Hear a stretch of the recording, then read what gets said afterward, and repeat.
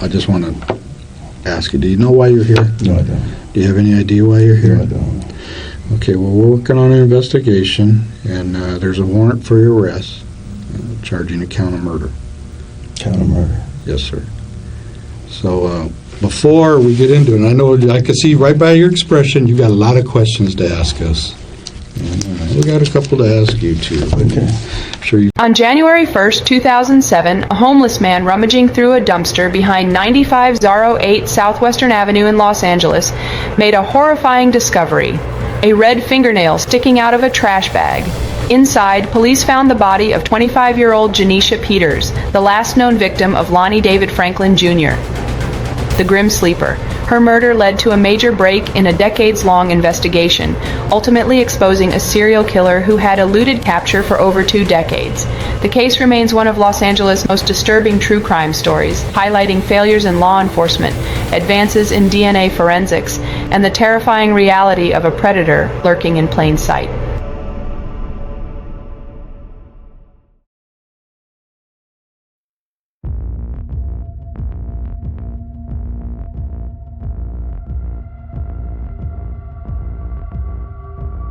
For over 2 decades, a serial killer lurked in the streets of South Los Angeles. Dubbed the Grim Sleeper, Lonnie David Franklin Jr. targeted vulnerable black women, many of whom struggled with drug addiction. His crimes spanned from the 1980s through the early 2000s, leaving a community in fear. The killer's modus operandi was disturbingly methodical. Victims were shot at close range with a .25 caliber pistol and often discarded in alleys or dumpsters. Some were found partially clothed, their bodies abandoned like trash. What made the Grim Sleeper case even more haunting was the long gaps between murders. After a series of killings in the 1980s, the murderer seemingly went dormant for 14 years. But in 2002, bodies started appearing again, reigniting the fear in South Central LA. Despite the brutal nature of the crimes, little media coverage was given to the victims. Many of the women came from marginalized communities, and their disappearances didn't generate widespread attention. This allowed the killer to continue undetected for years.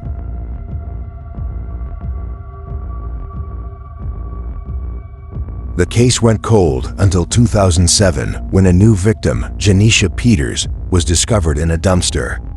Unlike before, advancements in forensic science allowed investigators to link her murder to previous killings through DNA evidence. A pattern was finally emerging.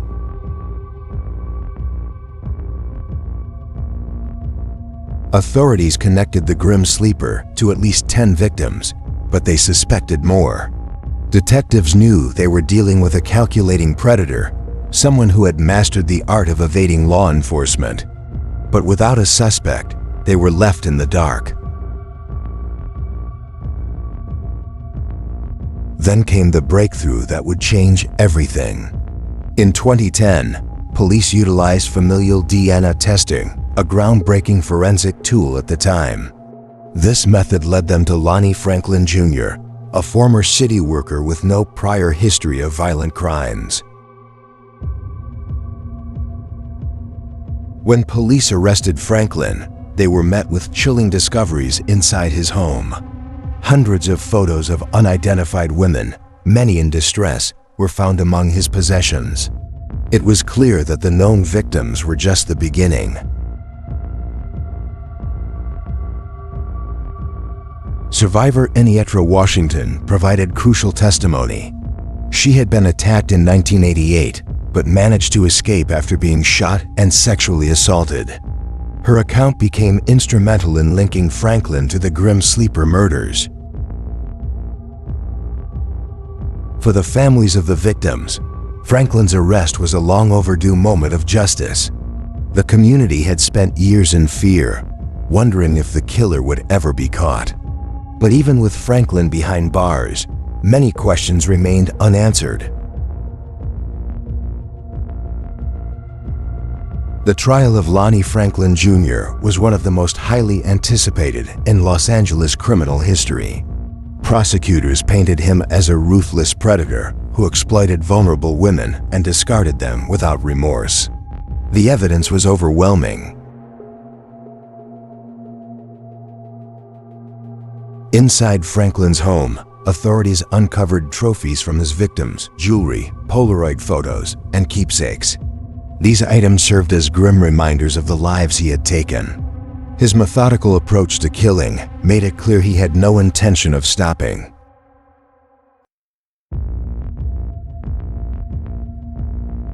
During the trial, Janecia Washington took the stand, recounting her horrifying encounter with Franklin.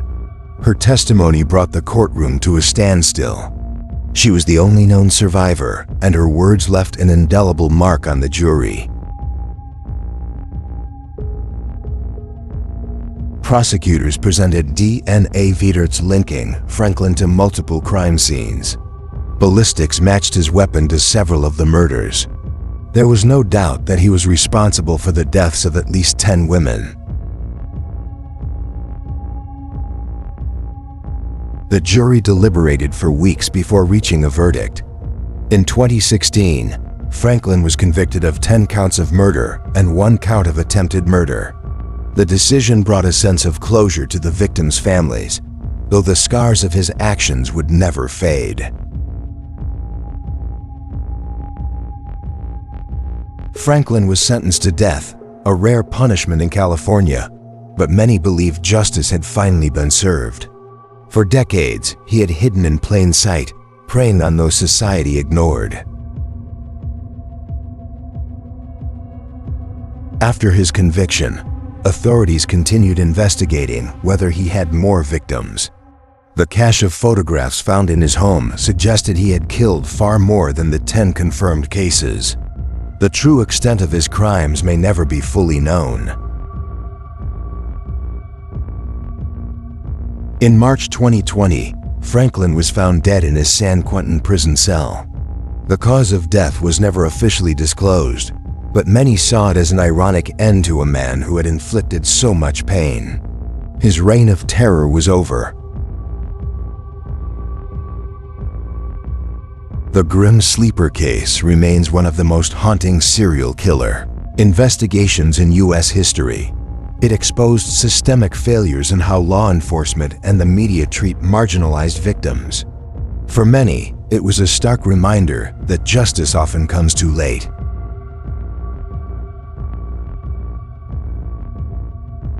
The case also changed forensic science forever. The use of familial DNA testing proved to be a game changer in criminal investigations. It set a precedent for solving other cold cases that had once seemed impossible. Though Franklin is gone, his victims are not forgotten. Their families continue to fight for recognition and justice. The scars of his crimes remain etched in the streets of South Central Los Angeles.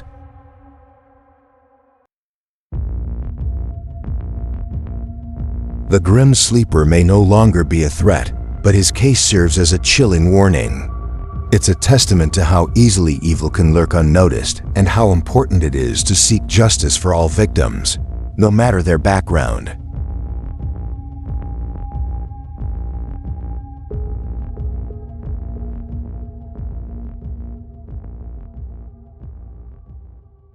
All right, so you guys wanted to dive into the Grim Sleeper case with us, huh? Well, buckle up, because this one, it's a dark one. Not just another true crime story. This is a chilling piece of LA history. Yeah, a real dark chapter. Exactly. It sticks with you. Yeah, and we're talking decades of a serial killer preying on vulnerable Black women in South Central. And that's just the beginning, the tip of the iceberg. This case, it really gets under your skin, and it's not just about, the horrific acts themselves, the murders. It's about the context, the way society, the media, even law enforcement just seem to turn a blind eye for way too long. It's almost like everyone was asleep at the wheel, just letting this nightmare go on. Yeah, exactly. So where do we even begin with a case this complex? I mean, there's so many layers to unpack. I think we have to start with the killer himself, Lonnie David Franklin Jr. His MO was terrifyingly consistent. Yeah. He would target women, often women who were struggling with addiction, shoot them at close range, and then just discard their bodies like they were nothing. So cold-blooded. Yeah, absolutely. And his nickname, the Grim Sleeper, that came from those long pauses between his crimes, right? Like, he could just switch this part of himself off, go dormant, and then... Yeah, exactly. Those gaps, those periods of seeming normalcy, that's part of what makes this case so fascinating and so disturbing. But focusing on the killer alone, misses a crucial part of this story. The victims. Right. Many of these women were already marginalized, their lives seemingly invisible to the larger society. And that invisibility, that lack of attention, that allowed him to operate under the radar for years, didn't it? Absolutely. There's a painful truth here about how differently cases are handled, how media attention is allotted based on who the victims are. It's not just about one killer. It's about a system that failed these women. It's that systemic failure, that societal blind spot that we have to acknowledge if we're ever going to prevent something like this from happening again. Exactly. But this case also shows the power of science and persistence. There's a turning point, a moment when investigators, they caught a break. I'm guessing this is where DNA technology comes in. You got it. In 2007, the murder of Janecia Peters was linked to earlier cases through advances in DNA testing. Wow. It was a huge step forward. Huge. But the real game changer came a few years later with familial DNA testing. This is where it gets really interesting, right? Tell me more about this familial DNA testing and how it cracked the case wide open. It's like a puzzle where you have a missing piece. With familial DNA, instead of looking for an exact match, investigators look for partial matches, indicating a relative of the suspect. And that's how they zeroed in on Lonnie Franklin Jr., someone who hadn't even been on their radar before. So they basically traced him through his family tree. It's incredible and a little unsettling how powerful this technology is. It's undeniably a powerful tool, and it's revolutionized how we approach cold cases, how we solve these mysteries. But what they found when they searched Franklin's home, well, that took this case to a whole new level of horror. The photos, right. That's the part that always sends chills down my spine. I've heard about this. Hundreds of photos. Women, many in distress, unconscious, some possibly even deceased. Oh my God. It's a gut punch realizing that the confirmed victims, they might be just the tip of the iceberg. That's haunting, So many potential victims, so many unanswered questions. Do they know who all those women are? Sadly, many remain unidentified. It's a heartbreaking reminder of the potential scale of his crimes, and the ongoing search for answers and for closure for those families. Absolutely. It's a lot to process. In all this darkness, though, there is one story of survival that stands out. Anitra Washington. Yeah, Anitra Washington. Her story is one of incredible resilience. She was attacked by Franklin in 1988, shot, assaulted, but miraculously, she survived. She was the only known survivor, right? She was. And her testimony would become instrumental in linking Franklin to the Grim Sleeper murders. Yeah. It's hard to imagine the courage it took to not only survive such a horrific attack, but to then face him in court. She provided that crucial firsthand account of Franklin's brutality, connecting him directly to the Grim Sleeper. I can only imagine how powerful her testimony must have been in that courtroom. Oh, it was a pivotal moment in the trial. Her bravery helped to ensure that justice was served for all the victims. Wow, it's a testament to the strength of the human spirit. So we have this monster who terrorized a community for decades, a case that went cold for years, and then a series of breakthroughs that finally led to his arrest. What happened next? Take us inside the trial. Oh, the trial, it was a media frenzy, You could feel the weight of all those years, the pain, the anger, the desperate need for closure. It was all just hanging in the air. What was the atmosphere like? Were people just glued to every word? The courtroom was electric. The prosecution, they laid out a mountain of evidence, DNA, ballistics, and chillingly, those trophies he kept from his victims. Jewelry, photos, personal items. It's as if he was trying to hold on to the memory of his crimes. That's so creepy. Yeah. And Anitra Washington, she testified. She did. And her words, they cut through all the legal jargon, all the forensic analysis. She put a human face on the suffering, on the sheer terror that Franklin inflicted. Her courage was undeniable. It must have been incredibly powerful. And the physical evidence, did it back up her account? It did. DNA evidence linked Franklin to multiple crime scenes. Ballistics matched his gun to several of the murders. The evidence was overwhelming. And ultimately, the jury found him guilty on 10 counts of murder and 1 count of attempted murder. Wow. So after all those years, justice was finally served. Yes. In 2016, Franklin was sentenced to death. It was a victory for the victims' families, for the community that lived under his shadow for so long. There must have been such a sense of relief, but also, I imagine, a lot of unanswered questions. Absolutely. One of the biggest questions being, how many victims were there, really? Those photos found in his home, they suggest there may be many more, but their identities remain a mystery.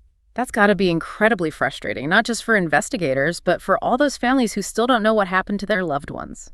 It's one of the most haunting aspects of this case. Yeah.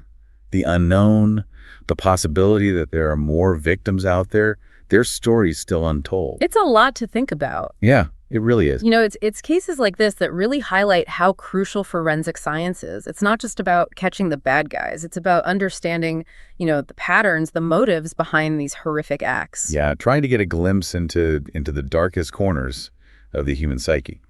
And the Grim Sleeper case, this was a turning point for forensic science, particularly when it comes to DNA analysis. Right. We were talking about familial DNA testing. It was pretty controversial at the time, wasn't it? Oh, there were definitely ethical concerns. Some people felt it was an invasion of privacy using someone's family's DNA to potentially track them down.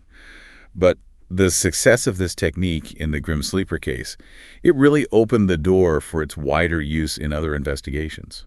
So this case, it didn't just bring a killer to justice. It actually changed the way we solve crimes, potentially preventing, future tragedy. It had a ripple effect, for sure. Yeah. And it wasn't just about the technology, It forced law enforcement to confront the way they handled missing persons cases, especially those involving marginalized communities. Right. You're talking about that lack of attention early on, how the victims were almost overlooked. Do you think that's changed? I think there's a much greater awareness now of the need to treat all cases with the same urgency and thoroughness, regardless of the victim's background. The Grim Sleeper case, it was a wake-up call. A tragic lesson to learn, but hopefully a lasting one.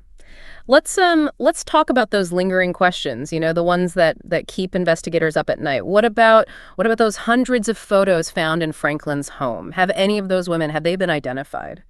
Law enforcement has been working tirelessly. They're using facial recognition software, putting out public appeals, even reaching out, across state lines. But sadly, many of those women remain unidentified. It's like a whole other layer of mystery on top of an already complex case. Do you think we'll ever know the true extent of his crimes? It's impossible to say for sure, but the ongoing efforts to identify those women, I think it shows that the investigation, it's far from over. It's good to know that even though, Franklin himself is gone, that the work continues. But what about those gaps in his murders, those long periods of silence? Was there ever any explanation for that? That's one of the biggest mysteries of this case. Criminologists and psychologists, they've put forward various theories, but there's no definitive answer. Some believe he might have been incarcerated during those periods. Others suggest, he may have traveled or simply shifted his hunting grounds. It's a chilling thought, imagining him living a seemingly normal life, blending back into society with this dark secret hidden beneath the surface. Yeah, the mind of a serial killer is a complex and often impenetrable thing. What we do know is that, Franklin was meticulous, calculated, and very good at evading detection. And then just like that, he'd reemerge and the terror would start all over again. Yeah, horrifying cycle. It really is. The Grim Sleeper case really forces us to confront the darkest aspects of human nature, the potential for evil that can exist within seemingly ordinary individuals. It does. And I think our listeners are probably feeling the weight of this case too. It's not just a story. It's a reminder of that darkness that exists in our world. But it's also a reminder of the importance of fighting that darkness, of speaking up for those who can't speak for themselves, of never giving up the pursuit of justice. And we can't shy away from that responsibility, no matter how difficult it is. Before we wrap up, I want to go back to Anitra Washington for a moment. Her story is it's incredible to survive such a brutal attack and then have the strength to face her attacker in court. I mean, that's true courage. Her bravery it's a beacon of hope in this dark story. She didn't just help bring a killer to justice. She gave a voice to the voiceless, to all those who suffered at Franklin's hands. Her story is a testament to the strength of the human spirit. And a reminder that even in the darkest of times, there's always hope. Exactly. There's always a glimmer of light, even amidst the tragedy. We've covered a lot of ground today, but before we move on, what stands out to you most about this case? What stays with you? For me, it's the sheer scale of Franklin's crimes, the length of time he was able to operate undetected, and the number of lives he destroyed.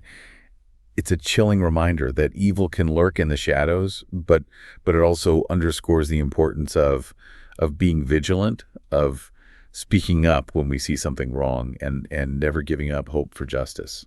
That's a powerful message. You know, it's hard to wrap my head around how someone like Franklin could commit such horrific acts for so long without raising any serious red flags. Were there any warning signs that people just missed? That's a question that investigators and psychologists often grapple with, you know.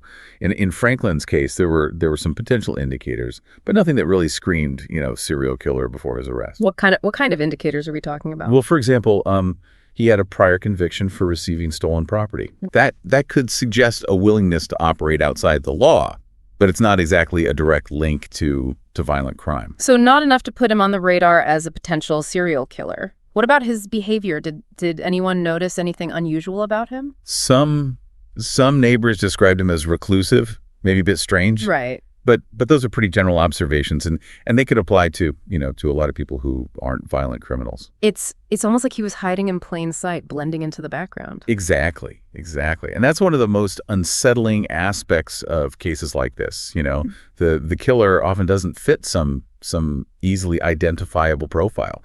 They can live seemingly normal lives, holding down jobs, even having families, all while harboring these incredibly dark secrets. It's a stark reminder that evil doesn't always announce itself. It can look just like anyone else. Yeah, and that's why it's so important to trust your instincts, to be aware of your surroundings, and to speak up if something feels wrong. We all have a role to play in keeping our community safe. It's that see something, say something idea. Exactly. Right. But it's also important to remember that cases like the Grim Sleeper are, thankfully, they're rare. Absolutely. Most people are good and decent. We don't want to live in a world where we're constantly suspicious of everyone around us. Of course not.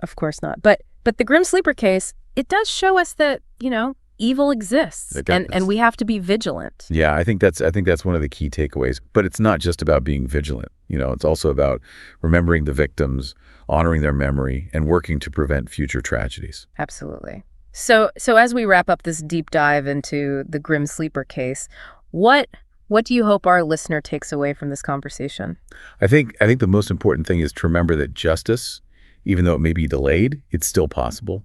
The Grim Sleeper case, for all its darkness, it also shows us, the dedication of law enforcement, the power of science, and the incredible courage of survivors like Anitra Washington. It's a story of resilience, of determination, and ultimately of justice being served. Yeah, and if this deep dive has sparked a desire to learn more, there are a lot of resources available, books, documentaries, articles that delve deeper into the case. Yeah, we'll be sure to include some links in the show notes for our listeners. A huge thank you to you for sharing your expertise with us today. This has been a truly insightful, albeit challenging conversation. It's been my pleasure. To our listeners, thank you for joining us on this deep dive into the Grim Sleeper case. It was a tough one, but these are the conversations we need to have. Until next time, stay curious, stay informed, and stay safe.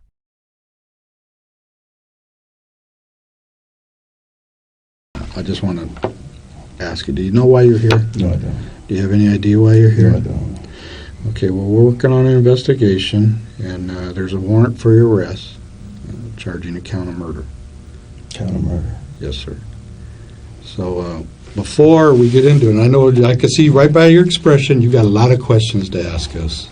And, we got a couple to ask you, too. But Okay. I'm sure you've seen this on TV 1,000 times. I've got to advise you, and then we'll talk about it man to man here. And Okay. that okay? Mhm. You have the right to remain silent. Do you understand that? Yes. Anything you say may be used against you in court. Do you understand? Yes. You have the right to the presence of an attorney before and during any questioning. Do you understand that? Yes. You want to sit here and talk to us about that? I don't even know what it's about. You know? Oh, okay. Okay. Well, here, I forgot. If you cannot afford an attorney, want to be appointed for you free of charge for questioning. You understand that? Yes. Okay. So, do you want to sit here and talk about the warrant Yes. and what the charges are against Yes. you? Mhm. Okay, great. We have been investigating a murder that occurred in 2007. Okay? And it involves a young lady. And I'm going to show you a photograph of this young lady and see if you recognize her.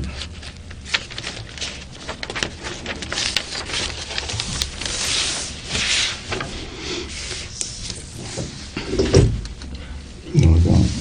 You've never seen that girl before? No, I haven't. Who is that? Is that Peters? Yes. All right. No, I haven't. Okay. Like I said, we've been investigating this since 2007. Mm-hmm. And you're not down here. We didn't just pick your name out of a hat. I mean, you watch all these little police shows and CSIs and all that stuff with modern technologies and all that. Right. Okay, well, you've been identified to this young lady. Okay, do you understand that? Yes, I do. Okay. Do you have any questions about that? Why would you be identified? I don't know. I don't know. I know a lot of people, but I don't know her. Okay. All right. So do you know how I'm sure you've probably heard about DNA. Mm-hmm. Okay. Well, your DNA was identified in relation to this young lady's death. Okay. No, I'm just saying. That's what you're telling me, so that's all I can. That's all I can say. How could that happen? I don't know. You have no idea? I have no idea. You've never seen this lady before No, I haven't. in your life? No, I haven't. Okay. Do you have anything you want to ask about her? No.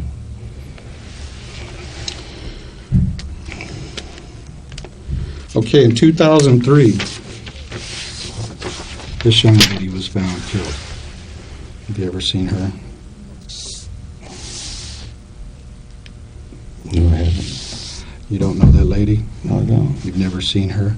No, I haven't. No, I haven't. Mr. Franklin, just like the other one, your DNA was found on this young lady. Okay. Is there a way to explain that? No, it's not. There's no I don't way. know this. I don't know this lady. Sorry. That's Valerie McCorvey. Okay. Think about it. Think hard. Because I'm it's very, very, very serious. I mean, you telling me you watch these shows. I mean, I like we put your name out of a hat. No, I don't know her.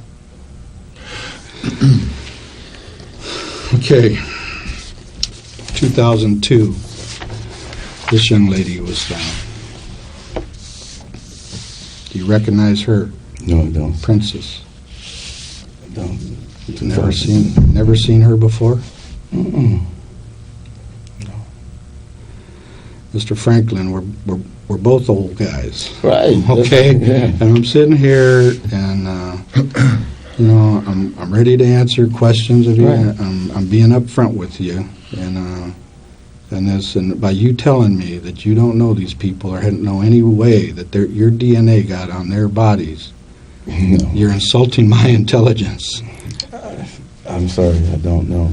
I do not know. Okay?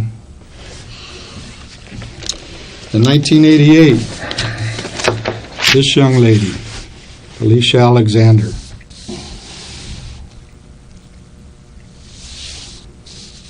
was found. And again, My it's all, DNA is it's all linked to you. Now, Mr. Franklin, I mean, you watch these shows. You tell me once, maybe you met the gal and you had a little relationship with her and she turns up dead. Maybe a coincidence. I just showed you 4 people. 4 people. I mean, your coincidences are getting pretty slim. Wouldn't you say? Yes, sir. I mean, what do you? I mean, do you have anything to say? I mean, No, I don't. I don't know the people. I'm sorry. I mean, how would your DNA get there?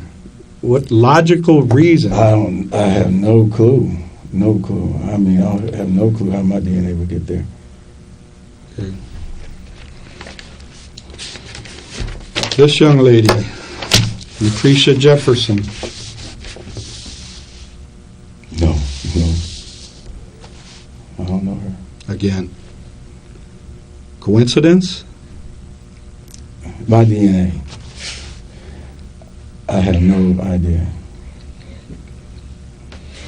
Let me ask you something. Do you know what DNA is? Yes, the blood, saliva, anything, any body fluids that make contact. Okay, and it's like a fingerprint. Mm-hmm. Yeah, only one person has that DNA. Okay, so you understand it probably better than I do. I understand, but I don't know these people. So, Okay. yeah, you got 5 or 6 people here, and I don't know. So far. Yeah. From me, Yeah, no. Are you,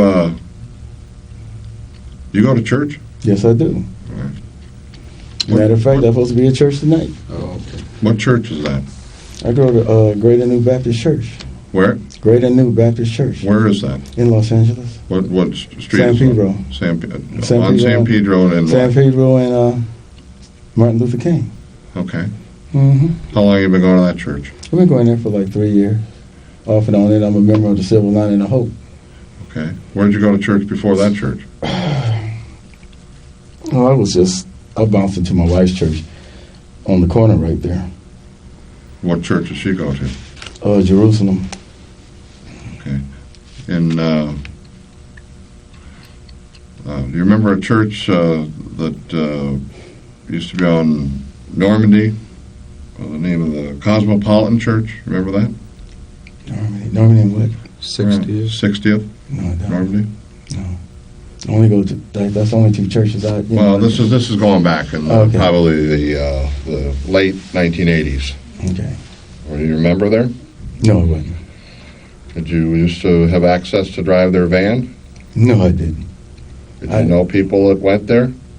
No, I don't. You're not that far from 60th and Normandy from where you're Yeah, living. it's around the corner from a park. Yeah. Yeah. Okay. Mm-hmm. So, but that's not familiar to you, the Cosmopolitan Church. No, it's not. Okay. Not at all. All right. Well, I'm just testing your memory here. You're 67, well versed in it's, DNA. It's because I buy food right there on, right there 1 block before you get to Gage, just a little Mexican spot I get food at. Well, the church isn't there anymore, but years ago it was there. But I'm just personally, I'm very impressed at your knowledge of the DNA, that it's saliva and blood, and it's only connects to one person in the world. And I mean, even your kids don't have your DNA. They might have your blood type or something, but they don't have your DNA. That's just like they don't have your thumbprint. It's only Mr. Lonnie Franklin that has the DNA makeup that's found on those young ladies right there. So how in God's name is that possible? I don't know. No thought. I mean, do you? Okay, all right. Ready? This young lady here, Mary Lowe was her name. No, I don't know her. She looked like girl lived in Rialto, one of my wife's friends. But her name is I can't get it right now. Her name is she was called a few weeks ago. I can't let it come to me. But I don't know her.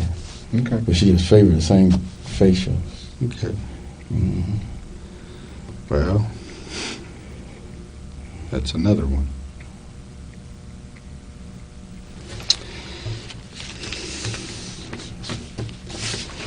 This young lady here, her name was Bernita Sparks. Wow, she looked heavy set. Why? No, I just said she looked fat. Hmm. Yeah, no, I don't know. Okay. You ever own any weapons? Yes. What kind of weapons? I have a 22 long rifle. Mm-hmm. Mm-hmm. What else? 38 revolver. Okay. What else? I got I had a 9mm. 9mm? Mm-hmm. Okay. Any other handgun?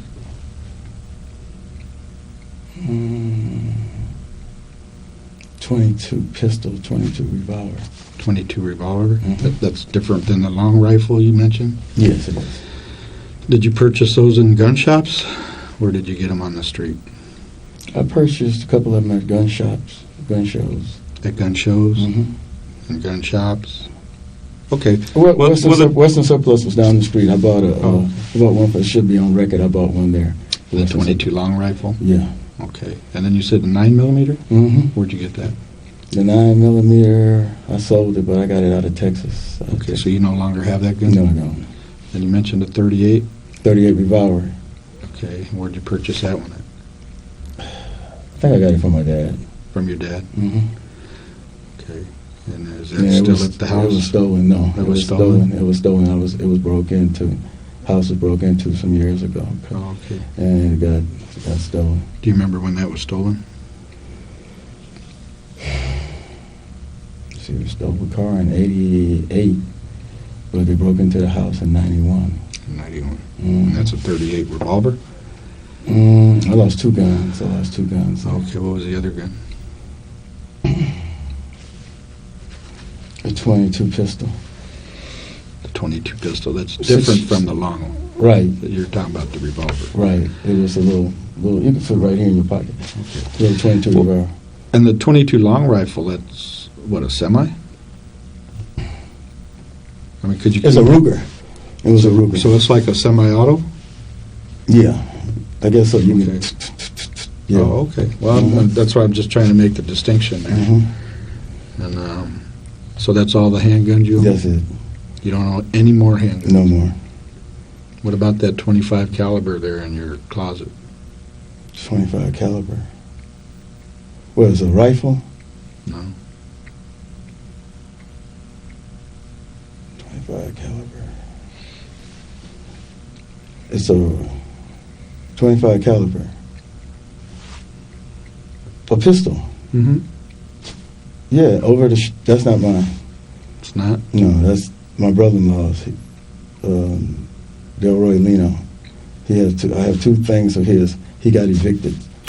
We just picked up his stuff last week.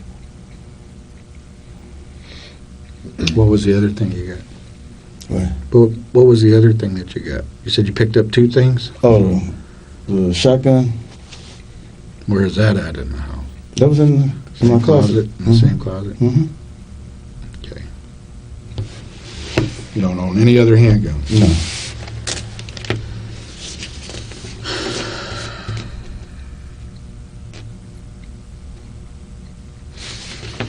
This young lady here. Name is Barbara Ware.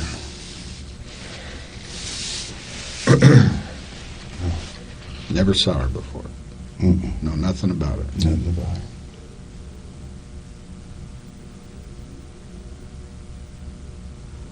Sorry, I don't.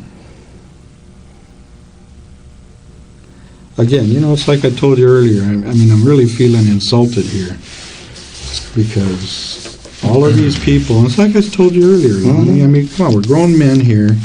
I'm not playing games with you. I'm laying my cards right here on the table, just like this. I'm laying my cards right here. I'm telling you.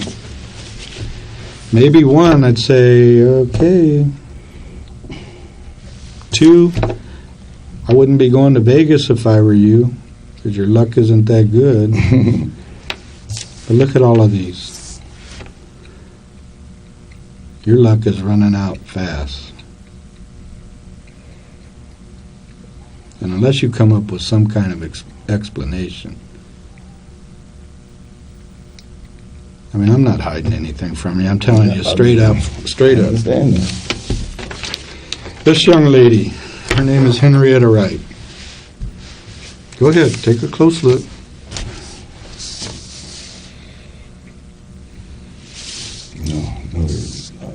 No recollection at all. No recollection, or you just don't? I don't know her. But ugly, I don't know her. So, What? but ugly, I don't know her. Hmm. Sorry, I don't know her.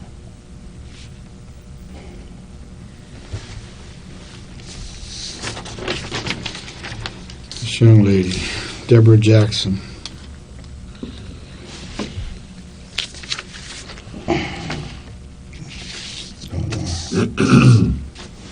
So if I told you you were connected to the deaths of all of these ladies, who do you think Detective Kilcoyne and I would be sitting here looking at? Huh? You don't know who we'd be looking at? Oh, okay. You looking at me? You looking at me? I mean, do you agree? Yeah, I agree with you. I agree with you on that. Yes. I mean, all of these people that you say you don't know, through scientific evidence, are all pointing the finger at Lonnie David Franklin Jr.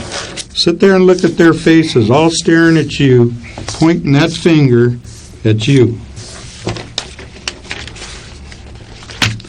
Don't insult my intelligence. Please don't insult. I'm gray-haired. I'm going bald. I'm getting close to the end here. I've done this a lot, okay? Just like you. You've been around. I respect your experience. You're probably the best mechanic there is out there. You're good at what you do. And we've been doing this for a long time, too.